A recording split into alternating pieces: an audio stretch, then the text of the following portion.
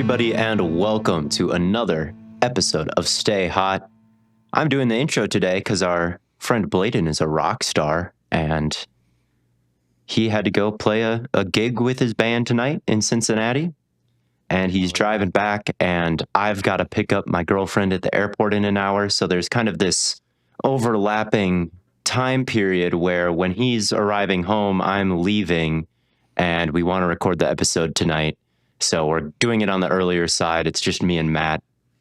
And we've got a ton to talk about. This is crazy. It's been an episode for this to have happen. It's really a shame. Here's what we can do. We will make up for it with the Wednesday episode or the Thursday episode. We will. Honestly, it might be. Go ahead. Before we get into it, I said this is going to be a good episode. That's still true. But I want to make it clear, I tweeted that out before I knew we were recording it without BLAIDEN. Do not take that the wrong way. Yes, there's no BLAIDEN slander here. Just an unfortunate lack of communication between me and him, unfortunately. And that's my fault. I'm a lot like, I'm Matt Eberflus today. I did not manage time well. But yeah, it might be a good thing that there's not three of us to yap, because so much has happened in the week that we have been away, that if all three of us were talking, this episode might run 3 hours. So we'll try to keep it tight here. And let's start with Matt. How are you doing? Did anything happen to you this weekend? Well, Bucky Irving went for like 200. Oh, that's nice. So yeah, Buckeye Irving, is that what you said? Good to hear. Terrible loss. Probably the worst Ohio State loss since... I mean, if we are only counting the Michigan ones, because we're that type of people, it's the worst Michigan loss I've seen. It's at least the worst loss since like 2015 Michigan State, but honestly, it's worse than that. Not only did they take an L to Michigan, which is always bad, but they took an L to a Michigan team that there was really no excuse to losing to. And I'm going to hit you with one. Michigan fans, cover your ears. I don't really think Michigan played like that amazing of a game, and Ohio State lost anyway.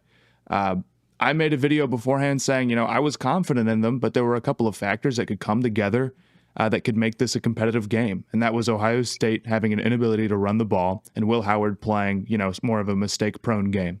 Well, both of those two things happened.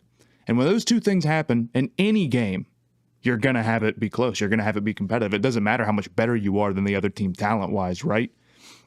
But regardless, I think you look at it and you say, yeah, they couldn't run the ball. Michigan's defensive line is fantastic, give them credit. And Ohio State's offensive line doesn't match up well, especially with the injuries that they've got right now. And Howard, has his highs and his lows. I think that's the difference between him and McCord. Like the best stuff is really good. The worst stuff is like really backbreaking. But even with those two things, you say Ohio State probably still should have won this one, right? They probably... there should be no Michigan fan saying, oh, no, we did play a great game. Their receiving yards leader was Peyton O'Leary with 1 catch for 18. All right. They had no passing game whatsoever. But you look at this and you say Ohio State probably still should have found a way to make a play at the end. But they didn't.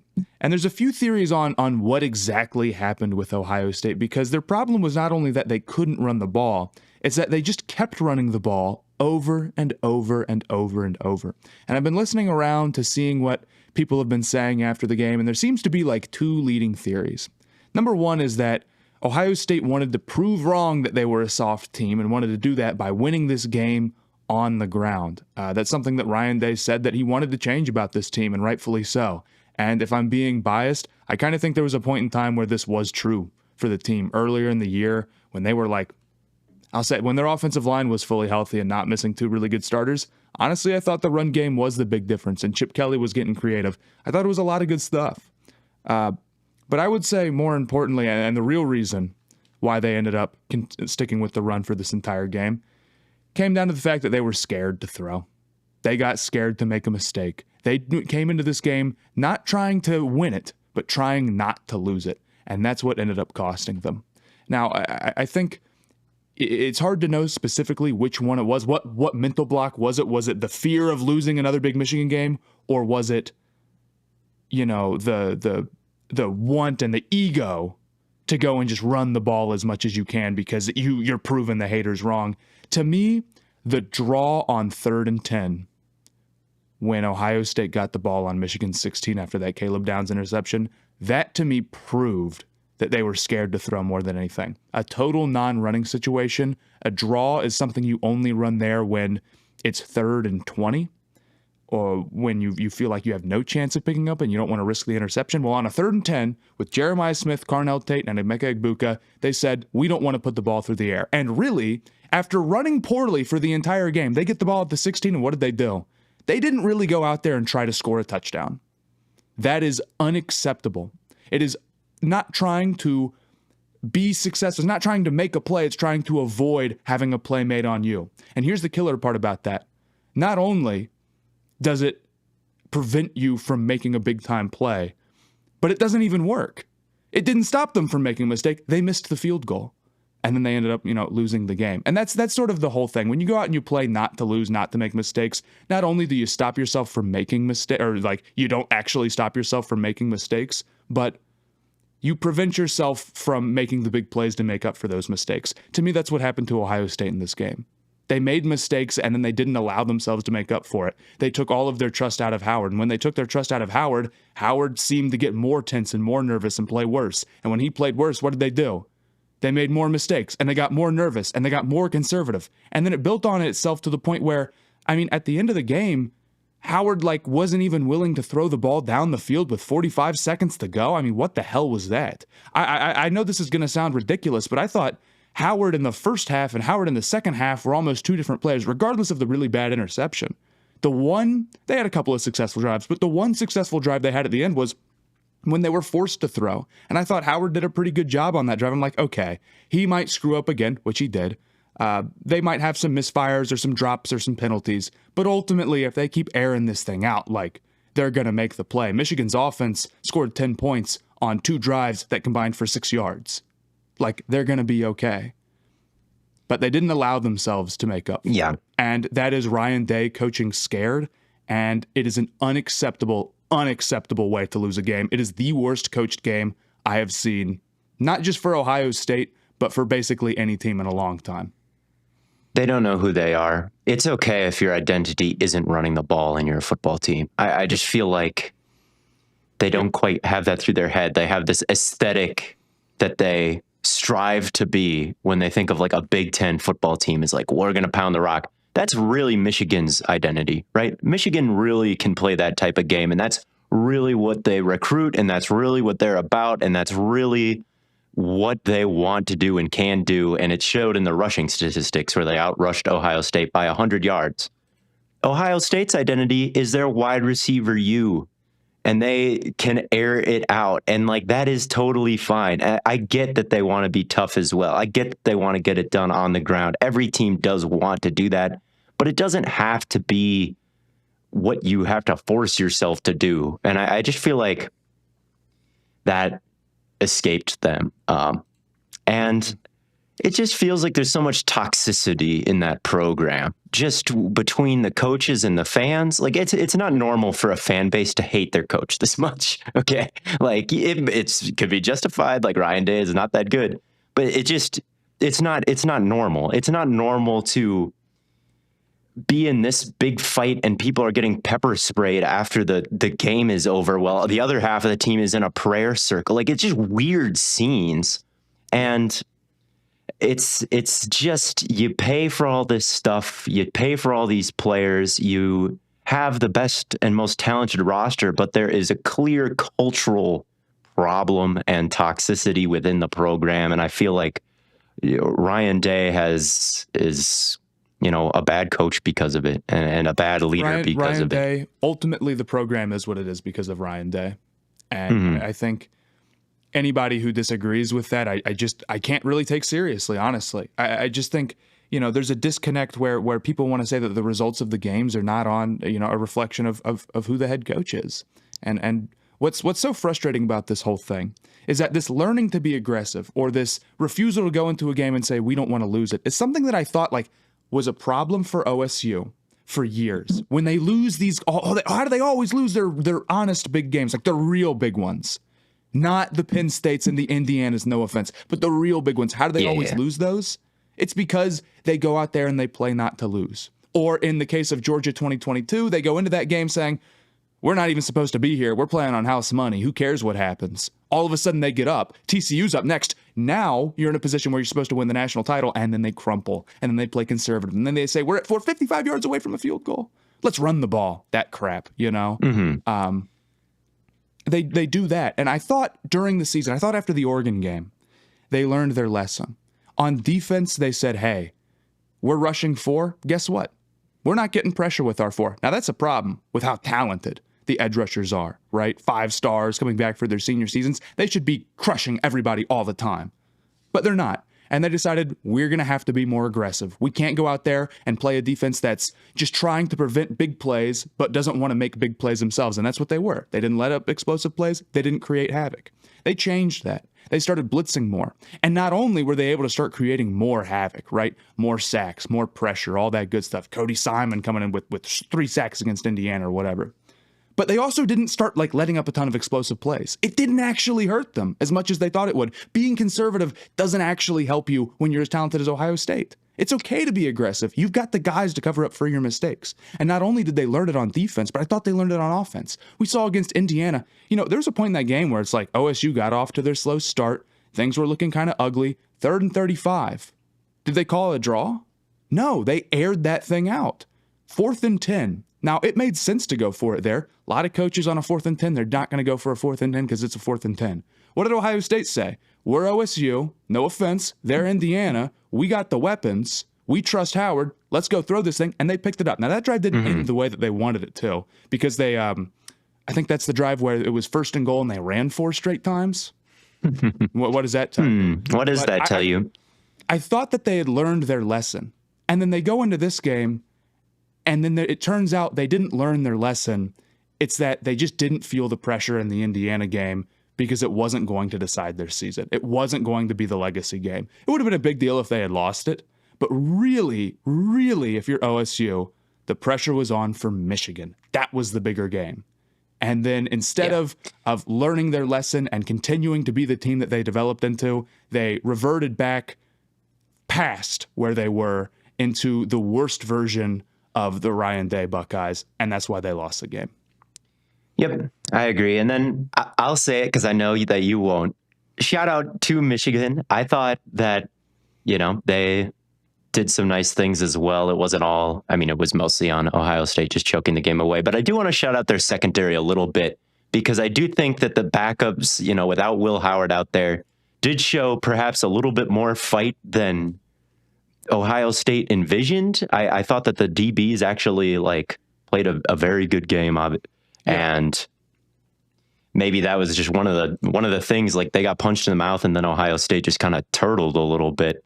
But yeah, just too much running right into the teeth of Mason Howard and Grant. And it was just and of course, after the game, Twitter is just filled with everybody comes out of the woodwork with their stories about Ryan Day. There was that OSU player who said, I know Ryan Day wasn't it when we went into halftime and all he was doing was blaming the other coaches, people talking about him poking around at NFL jobs instead of being locked in on OSU stuff. So yeah, it was Michigan definitely did a little bit, especially on defense, to take it from Ohio State, but mostly Ohio State just wanted to give it away.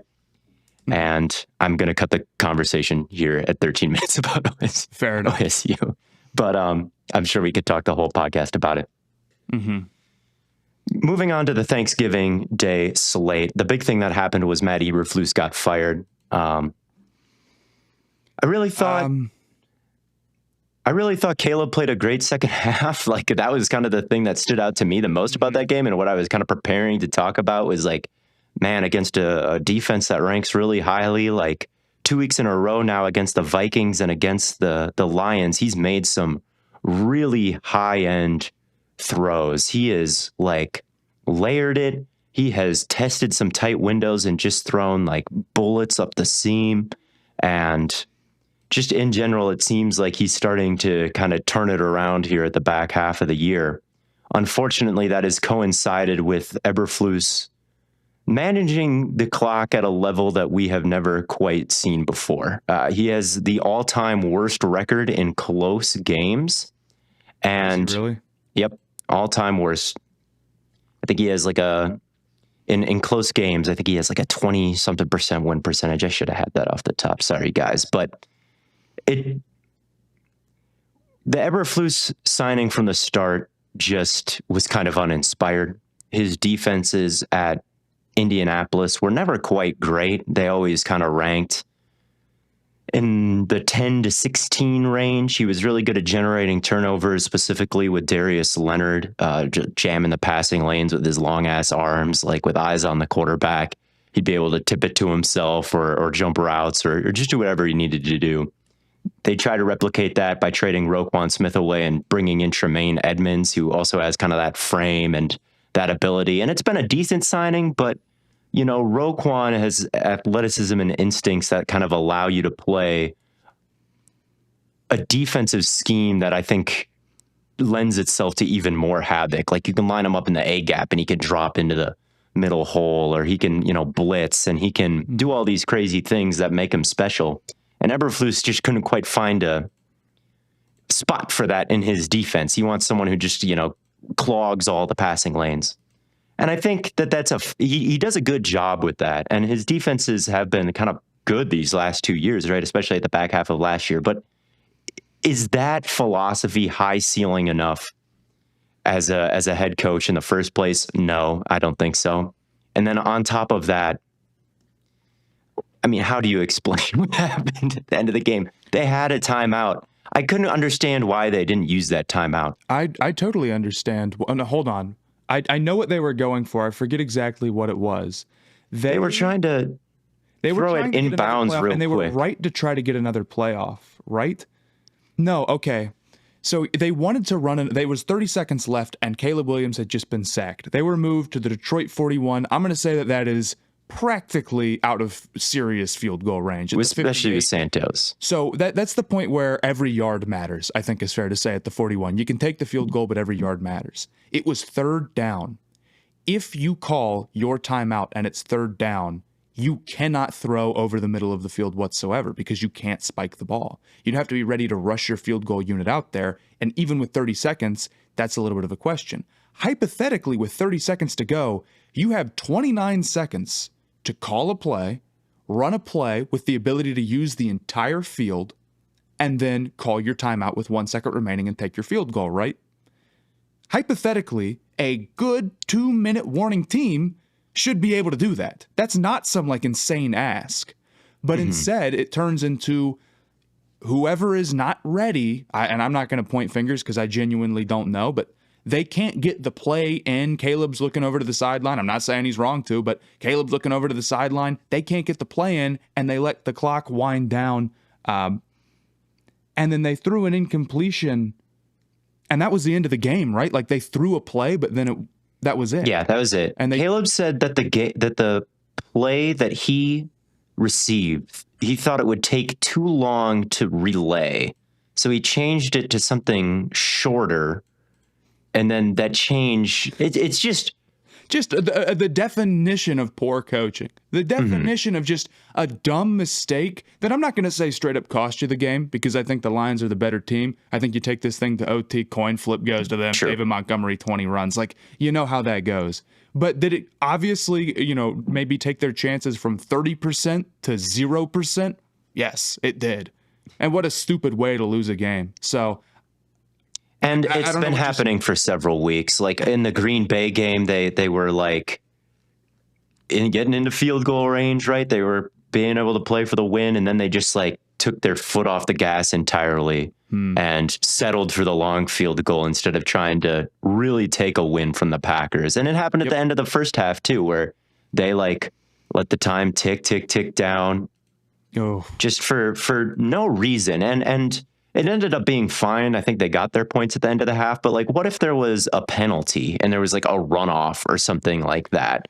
They weren't accounting for it, right? They just didn't think of it. And then against the Commanders, obviously you got a player freestyling in the middle of the play. But also, why did you let them get into Hail Mary range in the first place with your soft ass coverage? That's a fair question. Eberflus just did not have the locker room. He did not have the understanding of clock management. You've got players openly celebrating that he got fired. You had players openly quitting at the end of his tenure. It's just as bad as it gets. And I think this whole year for Williams, I mean, I really do think that it reminds me of like Urban Meyer and Trevor Lawrence. And, those are some of the worst coaching situations you can imagine is what was playing out in Caleb's rookie season. And that's a real shame. And I think, Caleb was playing really uptight for a lot of this year, I think. I think he kind of thought like, hey, I'm going to prove everybody wrong and I'm going to be a pocket passer for parts of this year. And he was like standing there and like going through his reads like a robot, like really slowly. And then like, I don't know, it just didn't quite feel like he was playing in this natural playmaker, gunslinger type of way and that's the type of player he is. And I think maybe that has something to do with coaching as well. And maybe that's what they wanted him to be. Guys, what is the moral of this podcast episode? It's not that you need to prove to people you're somebody you're not. Mm-hmm. You need to prove to people that who you are is good enough. Ryan Day made that mistake. Caleb Williams also making that mistake earlier in the year. Caleb Williams is great out of the pocket. He's great creating. That's why he was the first overall draft pick. And that's what he should do. There's multiple ways to go win that thing. And do not listen to Twitter hate, because it's going to be Twitter hate absolutely no matter what you do. What else happened on Thanksgiving? You can always hear the negative side of it. What else happened on Thanksgiving? I spent time with family instead of watching Cowboys Giants. I will not lie. I stayed in my room. I didn't hang out with family at all. I watched some Green Bay Miami. I know you wanted to talk a little bit about. This is more of I feel like a Miami game than it was a Green Bay game. No disrespect. No, definitely. I mean, what did you think? Let's have a neutral observer weigh in. I just talked a lot about the Bears. I don't know. I thought Tua took a lot of bad sacks, but at the end of the day, it just feels like at some point, the weather gets cold. I wish they had a more balanced run game. They run this weirdo offense, and sometimes it feels like when they can't actually like keep teams honest on the ground and run in between the tackles with any consistency. I mean, how many carries did they have this game in total? It can't be very many. They had. That was my immediate takeaway, at least, is that they have no semblance of a run game. I think the cold weather stat, I don't know what to make of that they can never win games in cold weather. Part of me feels like, I go outside and it's 30 degrees and I'm miserable, right? Like, I hate that. I wonder if the dudes who like choose to go to Miami are like that type of guy naturally, and like that's just the way that it is. But it's been particularly like a McDaniel problem. So why is it specific to them? It's a good question. I think some of it has to do with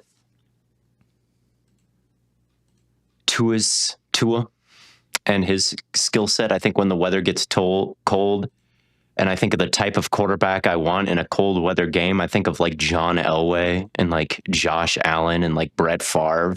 And like Tua is like the absolute antithesis of that. It's not a very tough team. And I think on the goal line that they had a chance to make it a game. They're like on the 1. They have a Wisconsin Badger in their backfield, Alec Ingold. He's from Green Bay. They spent the entire broadcast talking about the fact that he's from Green Bay, and the halftime show was about him. Okay, that's fine. I like Alec Ingold. You got this guy who is really a rugged type player. You're on the 1 yard line. Just hand the ball off to him. All right, just pound it into the end zone. Instead, they get in shotgun.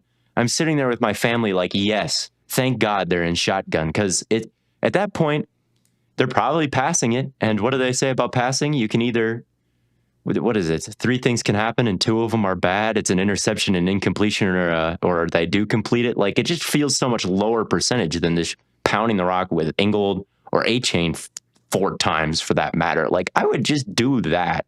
And I just think that that's the kind of mentality needed to win cold weather game. I think that's the mentality that gets bred when you play in a cold weather city. Whereas when you play in Miami, I don't know, maybe it's all about airing it out. It does feel like a mentality thing more than anything. And I think Miami really shot themselves in the foot in the first half, really. Like, there was a point in this game where it was 1st and 5.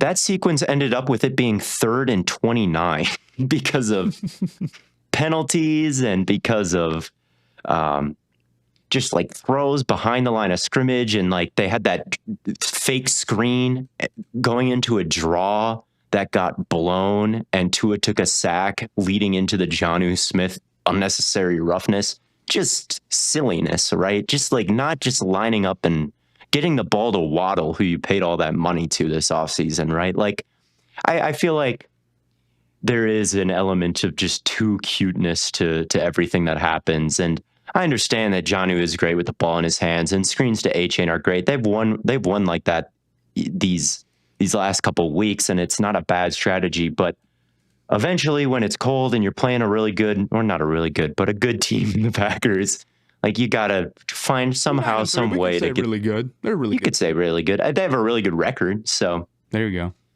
but I don't know. I didn't think it was a great Tua game, despite what the stats say as well. I thought he missed some reads. I thought he played really conservative, and I thought at the end of the first half specifically, he like missed some really bad throws.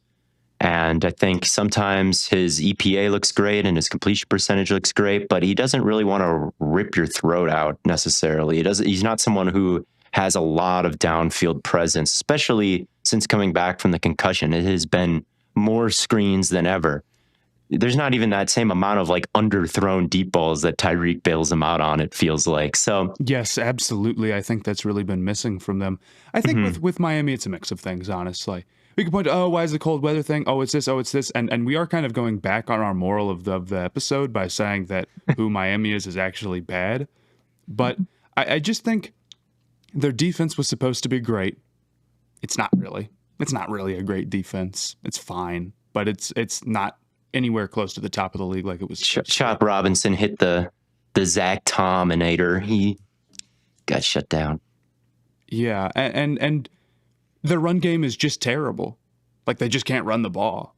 Like we can make it about something like, is it Miami's team build? I think partially. Like they obviously just have no focus and running between the tackles and ever getting heavy like that. And I think just eliminating that puts you to it's like an analytic bro play, where it's like I think the stuff that Miami does is good. Like it is like high value, like high efficiency stuff in general. But when you don't have that balance, when you don't have that counter punch, which would be getting very physical with teams, it's not going to work as well as you want it to. And that's true with everything. Like you've got to be able to do it all a little bit. And Miami is just, again, they hardly ran at all this game, and they're just not a very great rushing team this year. So yeah, it feels like their linemen are just kind of confused getting up to the second level, like who's supposed to block who, and they just get shredded sometimes. It was Panthers homer, but it was. And again, I say this all the time, but they want to simulate a kick return. I feel like on so many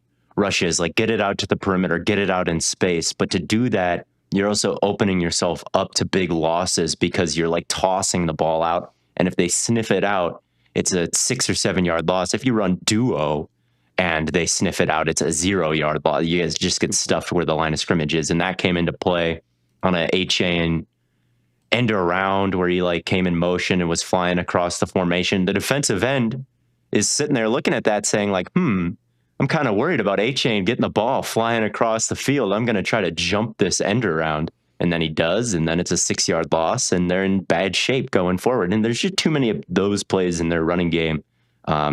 Really going back to the midway point of last season, they had kind of an historic run game last year.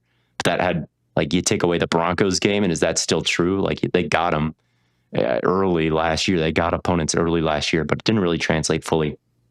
I still am not like the Packers have had 2 really good wins here versus Miami and San Francisco by like double digits. They were easy, stress-free. I still don't love them. I still am worried about the drops from the receiving core.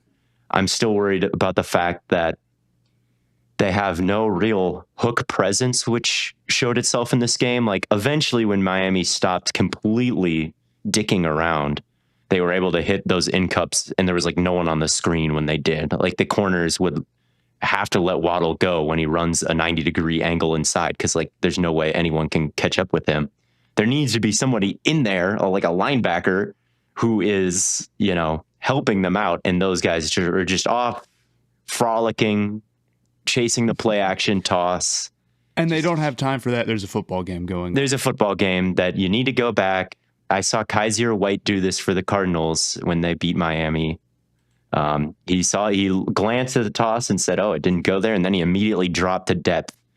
We needed to watch that tape, unfortunately. So I'm worried about the linebackers. I'm worried about Jair always being hurt. I'm worried about the pass rush being, mid. I think we had a lot of sacks in this game, but I think a lot of it was just because Miami would run their play action, and then Tua would do a 360 and there'd be leakage and we'd get the free sack. I'm not sure if these are true one-on-one pass rush wins that I think we'll need come playoff time. But yeah, it was a good win for the Packers. I like the way. Shout out Josh Jacobs. He's the beast. He's a beast. And Tucker Kraft had a big one. So you've had Wendy's nugs dipped in sauce, but have you had them covered in sauce? Wendy's new saucy nugs take the crispy and spicy nugs you love and turn them up to 11. Choose between flavors like buffalo, honey barbecue, garlic parm, or if you're really a heat seeker, try spicy ghost pepper, only on Wendy's signature spicy nugs. I dare ya. That's 7 delicious ways to try the nugs you already love. Pick a flavor, grab some extra napkins, and prepare to nug like you've never nugged before. For a whole new way to nug, it's gotta be Wendy's at participating U.S. Wendy's locations. And then there was the Black Friday game. The Chiefs, they won another one-score game. What do you make of all the one-score games? What do you think about? I mean, they have serious problems. I do. Yeah. I'm sorry. I'm gonna I think their passing game is super limited in some ways, man. Hopkins had some big time stuff, but and I guess they've ended up throwing for a lot here, but I definitely feel like, we've seen teams before, like the Steelers, what was it, 3 years ago, who went 11-0, 11-1 through their first 12, just like the Chiefs, fall off the face of the earth. Now, I don't think that's going to happen to them necessarily. But are we going to sit here and say that their passing game is as elite as it used to be years ago? No, it's not. Now, they won the Super Bowl anyway last year despite it. But that doesn't mean that it can't cost them now. Just because they're playing in one score, I see them play a one-score game against a Raiders team that stinks. Dude, I think that's a concern. And while their defense is great again, I don't think it's quite the level that it was last year. They're not as strong at corner. There's some serious weaknesses on this team. They're 11-1. They're still the Chiefs. They still have Patrick Mahomes. They still have Andy Reid, right? They still have a great defense. Spags is still doing his thing. There's a lot of stuff that's really good there. But there's also been some serious holes. They also were in a battle with Carolina team that's really not that good last year. Last week. And I think you'll get saved by Mahomes' hero ball a lot. So I do think they're a team that, if you told me they played a one-score game, I'd expect them to win it more often than not because they're the Chiefs. But, yeah, playing in a one-score game versus a bad team is a bad thing. And I definitely think the AFC's tough this year. They could get got. Absolutely. There's no doubt. Definitely. Yeah, I think I'm feeling Buffalo after this week. I think I'm feeling Buffalo making it out of the AFC. And with the Chiefs, I don't want to overstate their downfall. Because I do think that they are, to this point, about the same as they were at this point last year. I don't think that they have taken some big step back. I mean, they're coming off a back-to-back Super Bowl victories, and they're 11-1. So it is fair to say that this is, at this moment, the most successful team in the history of football, basically. And I think that they're playing off. I think their offense is sneakily kind of impressive because they're playing so ball control centric and they're succeeding at it. I mean, their average drive is more plays than anybody else over the last 2 years. Really? That's crazy. And their early down success rate is very good. So they are just dinking and dunking and dominating time of possession, which kind of lends itself to one-score games, and they're winning all of them. That's a very good point.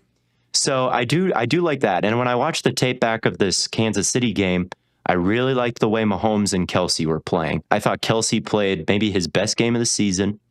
He was winning on his routes.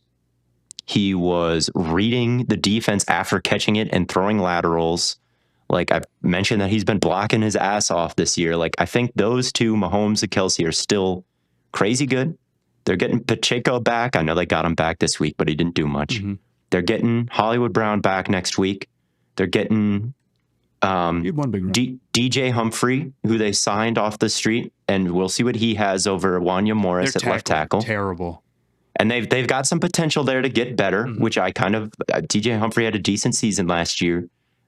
Penalties, but not too bad in pass protection.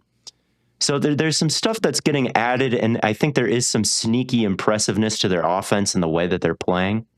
However, the defense is concerning to me. They're not getting a ton of sacks. I worry about the pass rush outside of Chris Jones. I really worry about the secondary. To me, the defense has taken a substantial step back from where it was last year, way more so than the offense. I actually think the offense to this point is better than where it was last year because they're not turning the ball over as much and they're controlling it. But I think the defense has taken a step back, and I think that is masked by how well the ball control is going. And I think in the playoffs, that could certainly be exposed. And if it does become a shootout, I don't trust the Chiefs. I don't trust the Chiefs in a shootout right now. I know that might be silly, but if the defense fails, I don't know if this offense has the juice. And I think versus Buffalo, we saw them put up 30 points and the Chiefs lost. And I think that could happen again in the playoffs. And I looked up all the teams that went for three-peats, and there's actually kind of a lot of them over the course of history. Like there's been 8 times where teams have won back-to-back times. And there's been some teams who are really good going for that 3-point. The 49ers were 11-1 at a point when they were going for a 3-point. There were some Cowboys and Steelers teams that were really good. The Patriots were okay. They always fell short in the playoffs. They just couldn't quite get to that point. Even the 49ers when they were 11-1 with Jerry Rice and Bill Walsh. And so if I had to pick the AFC right now, I think I would say Buffalo, but I think I'd put the Chiefs second still. I don't think they're in horrific trouble or like they're doomed, but I don't think they should be the favorites from what I can see right now. They lost to Buffalo. Yeah. Not all that long ago. I don't think that's an insane take. And since then, they've played a nail-biter with the Panthers, and they played a nail-biter with the Raiders. I mean, are their tackles good? No. Mahomes got sacked 5 times. It's just bizarre to see Mahomes get sacked that many times in a game. The receivers are not as good as they're supposed to be because of all the injuries, even with Hopkins added in there. I agree. Like their pass rush has not been where it was last year, and their secondary, straight up talent-wise, isn't where it was last year. So there's definitely issues there. They're still the Chiefs, right? Mm-hmm. When we're critiquing them on the scale of Super Bowl or bust, more so than any other team, right? Yeah. Even teams where it's like they haven't won one yet, so there's more pressure on them to win it. We still view the Chiefs in a higher standard, so critiques are a little bit different with them. But yeah, I agree. I think I don't think they're the favorite in the AFC right now. They could get it again. It's close, but I don't think they're the favorite. There might be something to this idea, though, that maybe teams' hands start to shake when they've got a chance to knock them off. That's the thing. It's like, this is what we say right before like the same damn thing happens again. I know it. I know that's true. And by saying it, I'm only confirming which timeline we live in. Did people say that back in the 70s when the Dolphins had a perfect season and then they won another Super Bowl and then they were going to go repeat and they were really good? I mean, when I was looking at the potential three-peat teams, I was looking at the Dolphins. I'm like, this low-key sounds super similar. They were known for like controlling the ball, controlling the clock. They were having a great season en route to their third win. They played John Madden's Raiders in the AFC, and that game was known as Super Bowl 8.5, even though it was in the divisional round, because it's like everybody knows that these are the best 2 teams in the league. And the Raiders were known for having like the best record in the league without having won the big one before that point. And I can imagine all these 1970s writers being like, see, we always say the Dolphins won't get it done, and they always seem to. And these Raiders never have won the big one, so how can we trust them now? But that's Chiefs Bills, that's just we're rehashing it. And the Raiders ended up winning that game in the playoffs, and John Madden got his glorious victory. So it's like you can't totally just say, oh, the Chiefs, they won 2 in a row. It's just gonna happen that way. Like there's all the history says it won't happen that way. right? All right. Right? Bills and Chiefs pretty close right now, right? Mhm. Probably like if you were to put a win probability on the winner, you wouldn't put it any more than like 60% in a given game. For sure. The favorite to come out of the AFC in that case is probably whichever one actually ends up with the 1 seed and avoids playing a first round game. I bet you that's lame to say. It's not fun to say, but I would say having to roll the dice against any team that's scrappy, any team is probably a bigger detriment than maybe being, I have to believe the Bills can beat Bo Nix, man. I have to believe it. fair enough. I have to believe that. That's They're true, getting 'cause it warmed will up. be the That's a good Broncos. warm-up game. I But don't here's know. the thing. Here's the thing. What if the Steelers, I guess the Steelers could be the 2 seed, they're not that far off True. their game back. True. We saw how Bills versus Ravens went. Right. Before. Like I do think way more likely. The Broncos don't necessarily have to be the 7 seed. They're half a game back. What if the Ravens end up being the 7 seed? Totally possible. And if Totally that's the possible, case, I you have suppose. to play the Ravens. Like maybe I think you're a little bit better than the Chiefs, but we're not talking in like, absolutes, or we're not talking like it's a 7-game series of basketball, right? Yeah. So I think the favorite's probably the 1 seed. I Yeah, agree they the do. Chiefs have more problems than they did last year. But if they're the 1 seed, Mhm. probably still picking them. Yeah. The 1 seed is a big deal. I think that their offense is better than last year, but their defense is more worse than their offense is better. That's my take on the Chiefs. I think that might be a hot take to say about them, but especially with Hollywood coming back, I don't think it's that hot of a take. I mean, We'll people see. still don't think the Chiefs receivers are that great. Again, I kind of think and that's they're not their not. fault. They're not. But And like, does anybody think their tackles are good? Like Humphreys is that's a good swing, right? mhm. But as it stands right now, like, dude, their tackle situation is a disaster, yeah. So I think that's totally fair. Anyway, let's move on to the Sunday slate. We just talked about the Ravens. Let's knock it out right away. Baltimore Ravens versus Philadelphia Eagles. Justin Tucker disaster class. This is a game between. It's a legitimate can't believe it. storyline at this point. It is. It's a legitimate narrative about like what the Ravens are going to do for the rest of the season. I got a little bit of pushback on this for saying this on TikTok, where they lost this game and by less points than Tucker left on the board, because I was told it was a garbage time touchdown, and I can kind of see that. Like, it's true, it was sort of a garbage time touchdown, but it wouldn't have had to have been if Tucker had made those kicks. But this isn't the only game. Against the Steelers, he missed 2. They lost by 2. Against the Raiders, he missed 1. They lost by 3. And it's not just bad timing on the misses or 60-yarders that are getting blocked and you're seeing dubious tweets coming from my account anyway. This is like I think, I saw a tweet. I don't know if this is actually true. I saw that he's at 70% on field goals, and that makes him dead last among kickers in the NFL. He must be. He's either last or among the worst in the NFL. If that's the case, you can't go into the AFC playoffs saying our path is going to be Bills, then Chiefs. We're gonna have to play maybe the Chargers, the Steelers. You're gonna go up against the Steelers and Chiefs devil magic, and you're gonna say we've got a guy on our team who makes us significantly less likely to win a close game, win a 3-point game. Like, dude, that's not going to go well. It legitimately makes their odds in tough games significantly worse. And the question I have for you is, how much longer do you give Tucker before you say, sorry, like you're a team legend, you're a Hall of Famer, you're maybe the best kicker of all time, and you got to go? I think you bring in some competition, but man, cutting him is a tough ask. There were years, there were years where like Mason Crosby in Green Bay was like ass. In 2012, Mason Crosby was hitting 63.6% of his field goals. The next season, he was at 89.2, and in 2020, he was at 100, right? Like, I feel like there's so much variance with the kicker position that Absolutely. It scares me to cut Justin Tucker, man. It scares me to cut him and enter the field goal kicker abyss where it's like they all suck at this point. There's no good kicker on the market.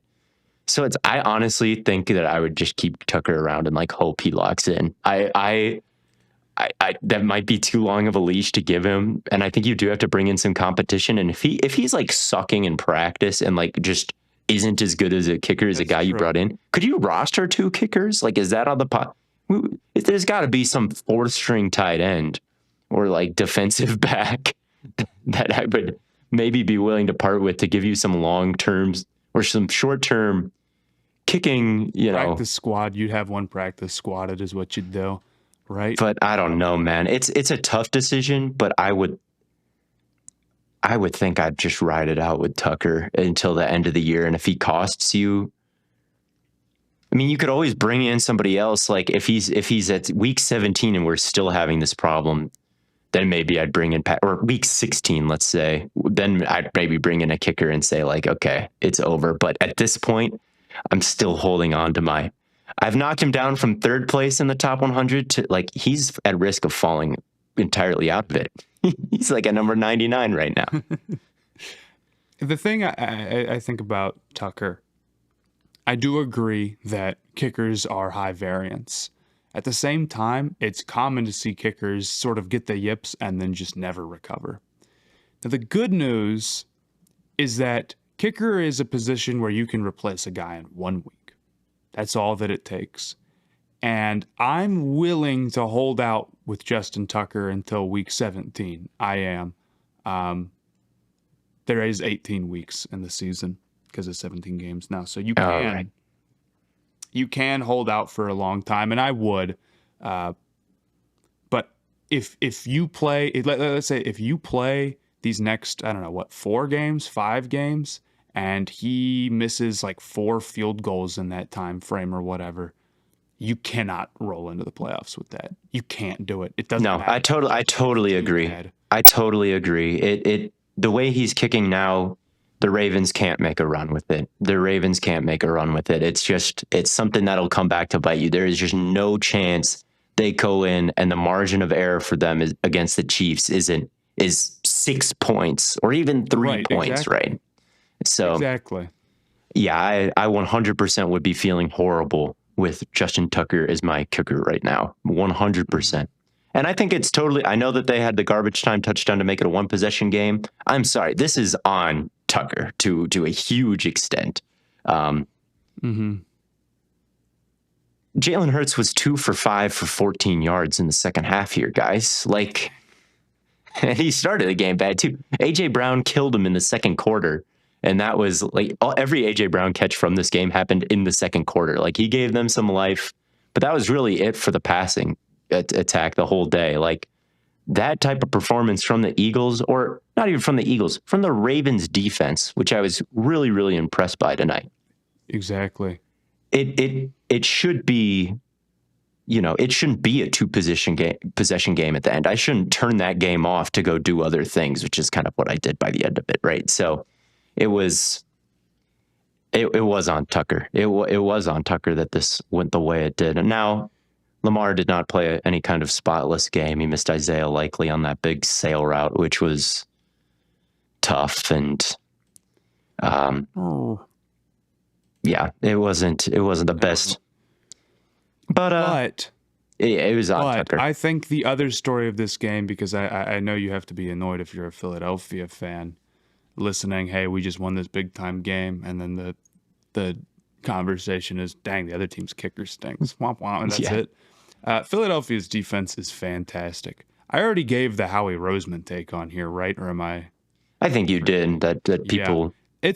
It's incredible how much talent they've added, just how physical and downhill they are. I mean, the Ravens are a team in the run game and just in general that are supposed to make it really tough to get downhill on it. It's supposed to be tough because you're supposed to be so worried about who's going to have the ball and who's going to keep it and where Lamar's going to go when he's got the ball in his hands and where he's going to escape to and how everything is an option for him all the time. Like, they should be a team that's tough to not be on your heels against. Instead, Philadelphia is flying down, making huge plays on Derrick Henry multiple times in this game.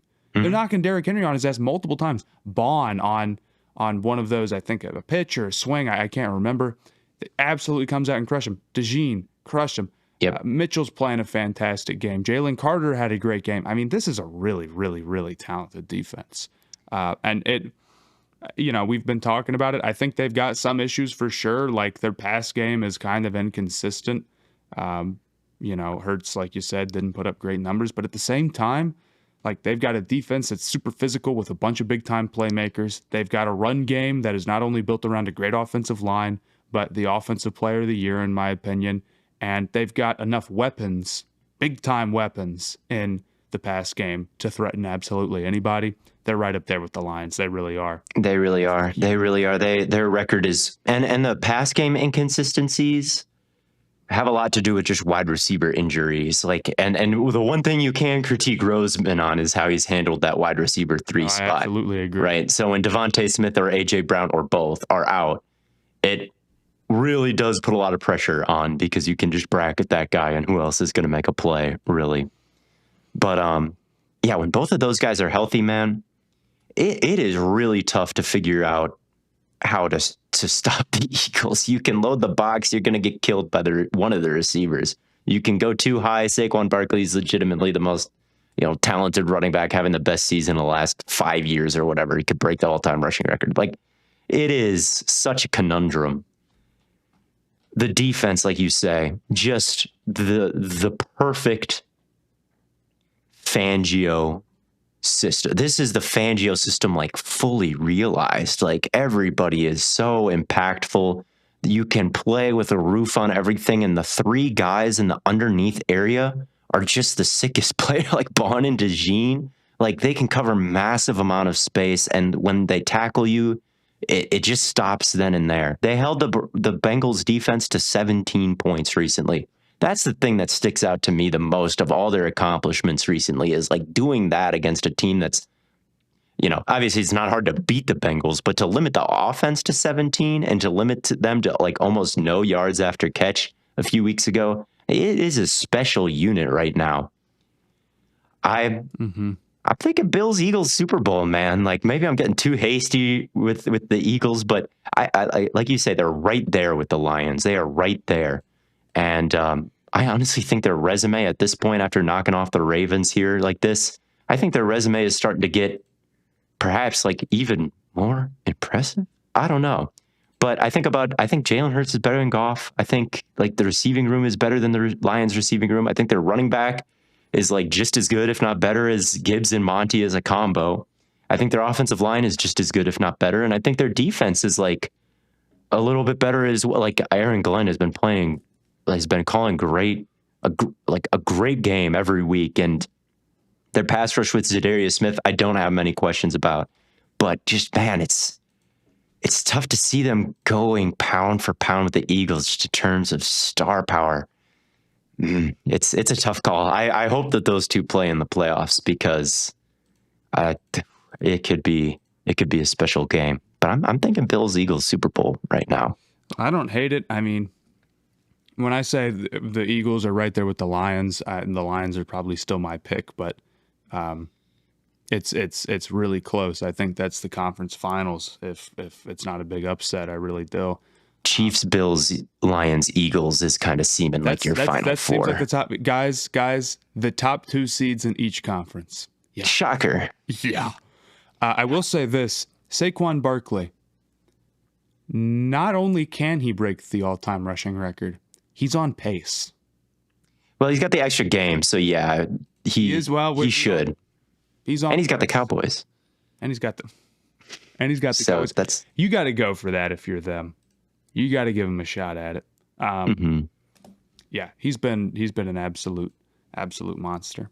Do we have any other games that we want to? Well, there's one more we got to talk about. We've kind of been poking around at them. The Bills versus the 49ers. 49ers have to be on here. Yeah, let's talk about it. I mean, I honestly don't have that much to say. I thought it was a hilarious game because, I mean, Josh Allen really didn't have to do anything tonight. They just ran like duo and they cooked the 49ers. And the 49ers couldn't do the same. Yeah, they just said we're going to get really big, Yeah. What was that stat that they showed during the game where it was how often they were putting out 6 offensive linemen? They were doing it like incredibly commonly. And it was working, man. And I think part of it is like that's a great strategy for this game, of course. When things get snowy and it's tough to move, it's a good plan. But, I mean, McCaffrey down 49ers sitting at 5-7. I don't want to speculate too much. I didn't look into what the McCaffrey, like what people were saying online about the McCaffrey injury. They're saying potentially season-ending PCL is what they're saying. Bad.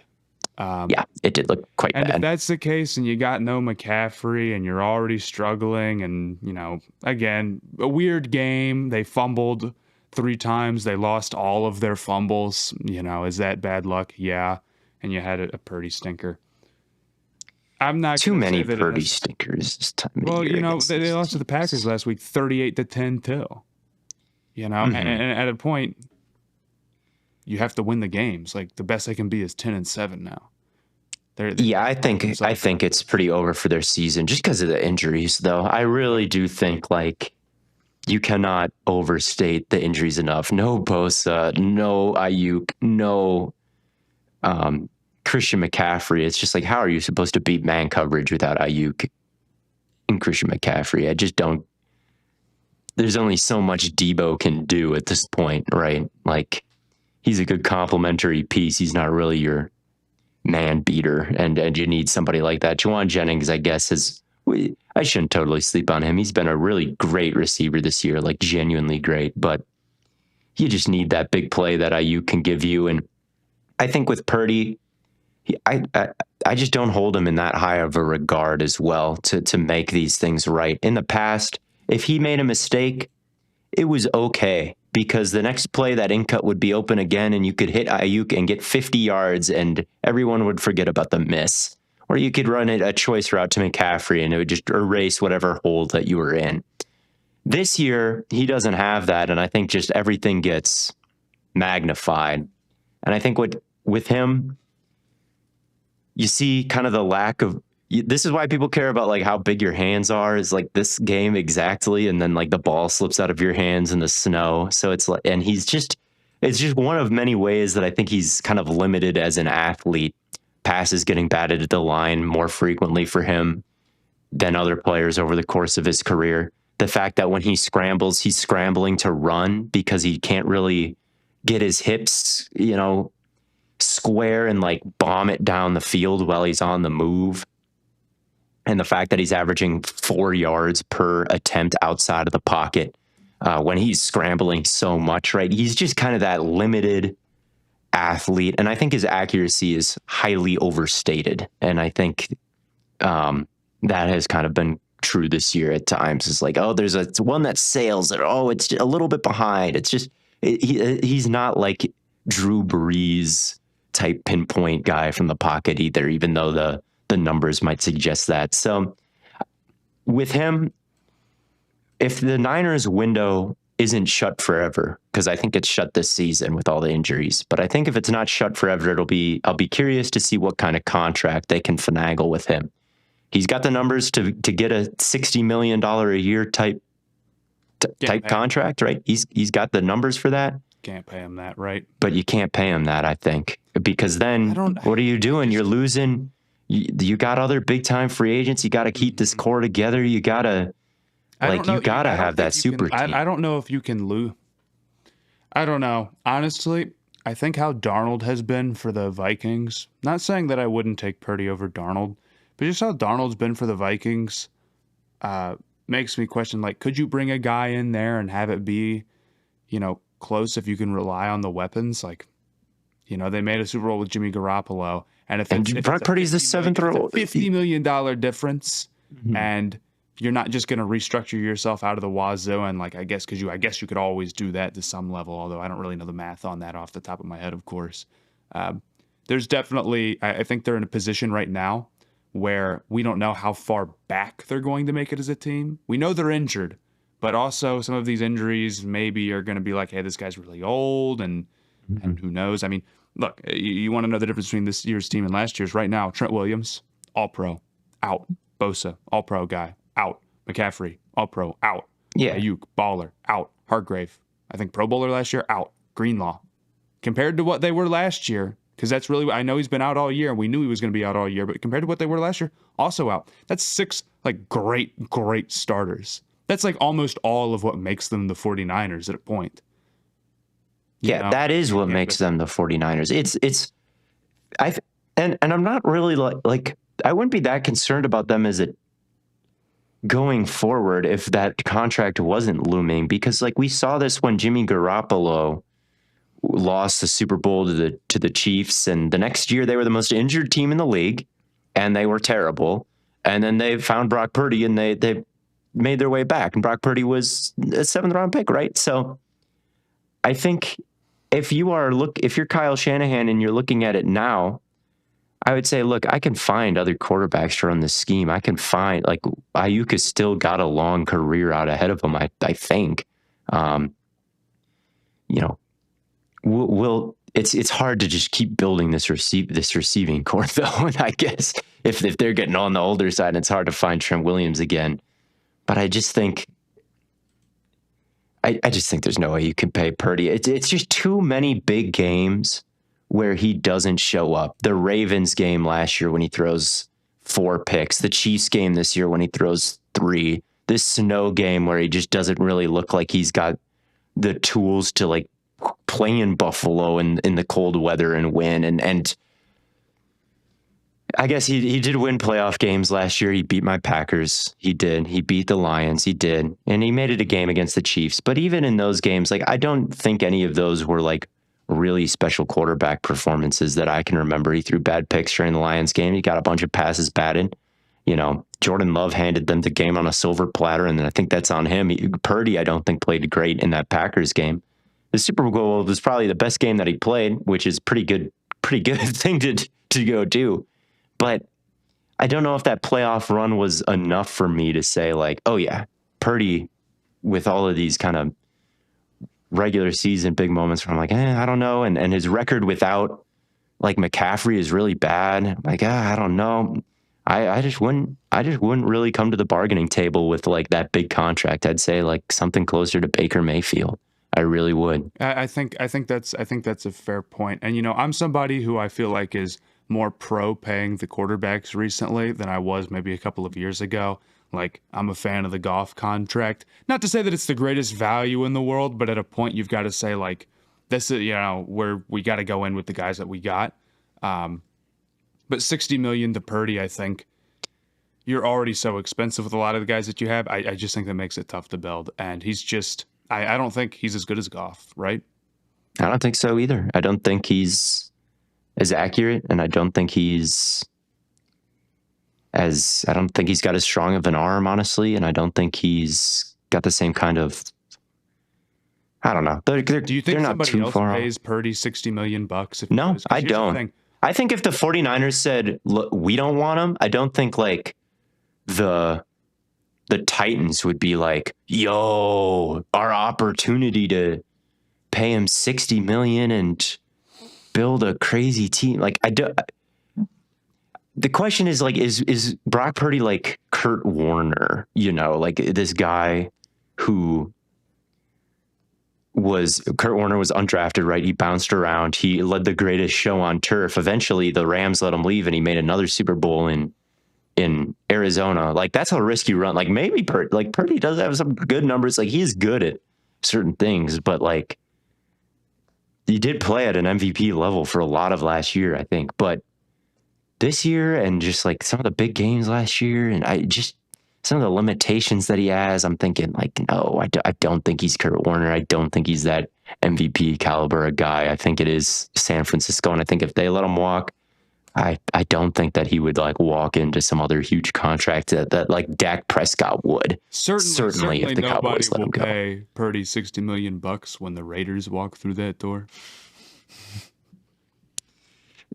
You never know. There's always one team that gets left, holding the bag without a quarterback who could say, "Hey, it's Purdy time." But I do have like, if Goff had gone to free agency and a team had paid him $50 million, I would have been like, probably not my favorite move ever. But like, I totally see the vision on that. Like, if you've got a good system, like he can run it. Yeah, okay. I think it's teams willing to pay that need Purdy, like they don't have a good system, and that's why their quarterback situation would look so bad that they need to pay Purdy so much. Like, who's got a great system and just needs the I quarterback. think that most teams would just rather draft a guy than do that. You know, like the Giants, they don't want to, like, if you give big bucks to Purdy, it's like you got to build everything out, you know? That's a lot of teams that have the $60 million anyway to go pay a guy. I don't know. Maybe the Jets would be like, that's our Rodgers successor. No. I don't know. Rodgers would have no. Anyway, there's a lot of other stuff that I have to talk about from this Sunday, but unfortunately, I do have to pick Cammie up from the airport. Otherwise, she will not be happy stranded at the airport. So, we're gonna get to it in the Wednesday episode. Those will be things to talk about with BLAIDEN, and we'll cover the Chargers, and we'll cover the Kirk Cousins 4-pick performance, and we'll cover Minnesota Darnold masterclass to end the game in clutch time. I gotta say. There were so many. Every game in the early window was like fire. So there's a lot to cover that we just can't get to. That's just the two of us at this late hour. So it just makes for a great Wednesday Let us know episode. in the comments, good ep or nah. Yeah, that's all I got. That's not all I got. Actually, I got one story that I'll tell. Okay. Before the end of it, because it's not about a game. So, you know those videos, those memes on TikTok where it's like John Gruden and he's green screened in front of like Thanksgiving dinner and it's like me 20 beers deep talking to my grandma and it's Gruden yelling like, you know what I love? Running backs who go to new teams and play better than they did on their old team. And he's like yelling about football or whatever and people are pretending they're harassing the elderly like he was. I had that experience for real. On my flight home from Thanksgiving, I was 20 beers deep harassing the elderly about some mundane football thing, except I wasn't 20 beers deep. But what happened was I decided to get a jump on some scouting. I was watching Tyler Warren versus Penn State. I had my laptop open on the plane. I was taking notes. By the way. And this lady is like, what are you watching? What are you taking notes on? Because she was a college football fan. And I'm like, Tyler Warren. They got him playing wildcat quarterback running power read. He's going to launch it here up the B gap and run this guy over. Next play they run the same play and he's lead blocking for it. Like I was just giving this whole spiel about Tyler Warren and like how they were using him as like a quarterback in the Ohio State game. Dude, I told you, man, it was such a weird game. Penn State ran a weird offense. And Penn State, but you know what? Everything they did from a trick play perspective there, I don't think it was too cute because most of it was to get Tyler Warren like the ball in his hands in some like bizarre way. And it was worth doing. Like he legitimately, like he ran counter as a wildcat quarterback. One of the Ohio State guys got inside the kickout block. So like the block in front of him bounced it. And then he followed that block and he like got all the way to the edge. He like set up the alley player like inside and then like accelerated around the sideline. I was like, yo, how is he a tight end running like this? He looks like Derrick Henry, like with the ball in his hands running it. He's crazy in that way. Great hands too, from what I remember watching him. I think he's going to be. Yeah, he's pretty complete. He put Caleb Downs on his ass in that game too. Like he launched to the second level as a fullback and like just cleared that guy out. And that's like the best, the best safety in college football, one of the best players in college football. And I don't think he's got the same. Like I watched Fannin on the flights as well, just because I was like, who's this Bowling Green guy with 1,300 yards? I don't think Warren quite has like the route running and like chops as him. Maybe he might be a little bit kind of more lumbering and like fullback-esque than some other like top tier tight ends, but he's still a pretty like good receiver downfield, and he did show some nice route running stuff on top of the like blocking and ball carrying stuff that he does. He's pretty good. But anyway, I was giving the lady next to me like my whole Tyler Warren spiel. I was like, it's Caleb Downs you just cleared out, lady. Like you gotta tap her on the shoulder. I was like, you gotta watch this. Was she like interested, or was she like? She wasn't. Well, she was before I whipped out the film because I'm on the tarmac and I can't go on my laptop when the plane is not at cruising altitude. She was watching Iowa versus Nebraska highlights on her phone. So I was like, Okay, she's really about it. So that's why I felt comfortable being like, he's going to follow his guard here. Yeah, I mean, she's watching Iowa, Nebraska highlights. You could show Look her at the damn near footwork. anything. Tyler Warren. So yeah, she was down, but I felt like those Gruden memes where I'm like, just mansplaining to this grandma about like Tyler Warren winning with against leverage on a route downfield or something. But anyway, thank you all so much for listening. Toughen it out without Blaiden. I'll catch you on the flippity flop.